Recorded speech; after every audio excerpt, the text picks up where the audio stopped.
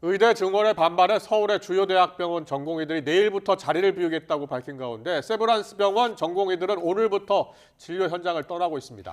정부는 비상진료체계 가동에 들어가는 한편 현장을 찾아가 의료 공백 상황을 점검하고 있습니다.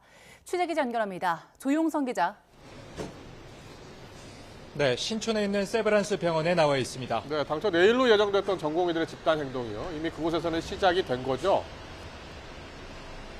그렇습니다. 이곳 세브란스 병원에서 가장 먼저 전공의들의 집단 행동이 시작이 됐습니다. 일부 전공의들은 오늘 사직서를 내자마자 진료 현장을 떠나고 있는 겁니다. 아직 정확한 집계는 나오지 않았는데 보건복지부 관계자들이 병원을 직접 방문해 현장 점검을 진행하고 있습니다. 세브란스 병원 전공의는 모두 600여 명에 이르고 병원 전체의 의사 수의 40% 정도를 차지해 막대한 진료 차질이 우려되는 상황입니다. 이 병원에서는 하루 수술 건수가 200건 정도로 일주일에 1,600여 건이 이뤄지는데 병원은 앞서 암 수술 등 예정된 수술의 절반 정도만 진행하기로 환자들의 동의를 구했습니다. 앞서 서울의 서울대병원과 삼성서울, 서울아산, 서울성모병원 전공의들은 오늘까지 사직서를 내고 내일 아침부터 진료실을 떠나겠다고 밝혔습니다.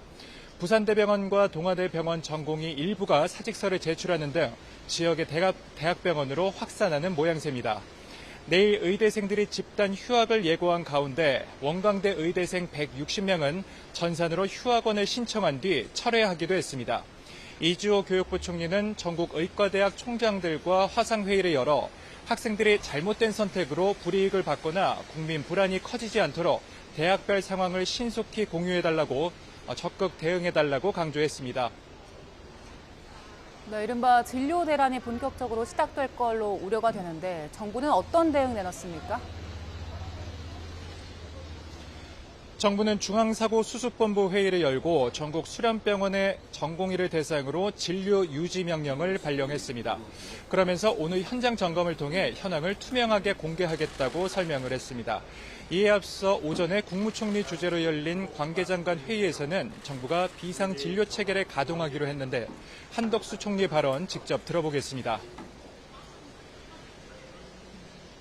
중증, 응급 환자들이 위협받는 상황을 초래해서는 절대 안 되겠습니다.